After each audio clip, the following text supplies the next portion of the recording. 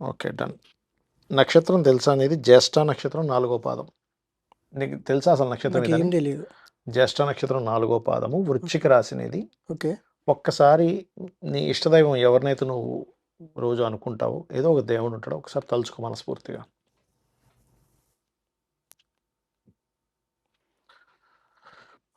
జాతకం చెప్పేటప్పుడు అండి ఎప్పుడైనా కూడా అంటే ఈ డేట్ ఆఫ్ బర్త్ ఎంతవరకు కరెక్ట్ అనే దాని మీద కొన్ని పాస్ట్ ఇన్సిడెంట్స్ చెప్తాం. ఓకే. అందులో ఫస్ట్ పాయింట్ నెంబర్ 1 నేను చెప్పేది నువ్వు క్లియర్‌గా చెప్పమ్మా. ఓకే. షూర్. అవును, కాదు అనేది క్లియర్‌గా యెస్. చెప్పు. ఓకే. డన్. నీ జాతకంలో 3వ అధిపతి అంటారు. అంటే సిబ్లింగ్‌కి కారకుడు ఎవరైతే ఉన్నారో ఆయనున్న కండిషన్ కొంచెం పాడైంది. దానివల్ల ఏమవుద్దంటే మీరు పుట్టక ముందు మీరు సిబ్లింగ్స్ అందరూ ఉంటారు కదా! మీరు, మీ అవును. సిస్టరు ఇట్లా ఉంటారు కదా! పుట్టక ముందు మీ తల్లిగారికి ఎవరైనా సంతానము పుట్టి మరణించడం గాని, మిస్‌క్యారేజ్ అవ్వడం గాని జరిగింది.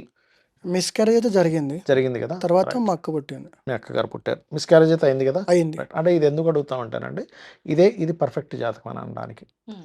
ఇంకోటేంటంటే, మీ ఇంట్లో మీ తల్లి, తండ్రి ఇద్దరిలో తల్లి వెరీ స్ట్రాంగ్.